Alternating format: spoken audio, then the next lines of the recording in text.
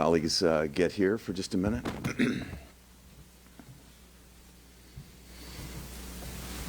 Mark, Tony, you there? All right. Everybody's here? There's Ted? Yeah. Okay, great.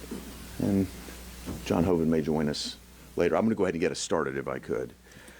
First, I'd like to set the stage, if I might, because the United States is in the midst of a border crisis like nothing we've ever seen before. And the U.S. Department of Homeland Security, in case the White House missed it, in their own executive summary, lists the fact, and this is the 2024 executive summary for the Department of Homeland Security's threat assessment of the United States. It lists the fact that they expect illegal drugs purchased in Mexico and sold to the United States will continue to kill more Americans than any other threat. This is from the Department of Homeland Security's executive summary. I encourage you all to read it. It's a threat that we all feel. In my home state of Tennessee, we're losing people every day to fentanyl. We've got more encounters of people on the terrorist watch list than ever before coming across the border.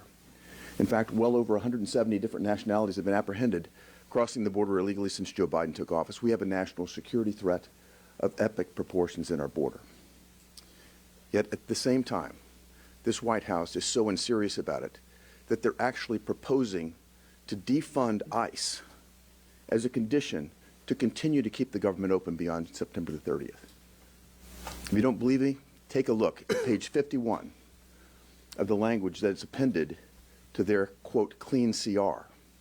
On page 51, it gives them the authority to reprogram all of ICE's funding, over $8 billion, to reprogram that and turn ICE into a resettlement agency. All of these funds can be reprogrammed to more rapidly push people into America.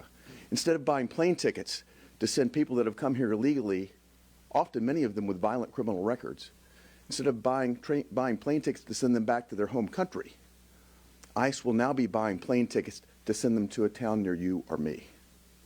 This is egregious. It's got to stop, and I'm glad that my colleagues have joined me today to bring attention to what's happening at our southern border. And with that, I'd like to introduce my colleague, Senator John Barraza.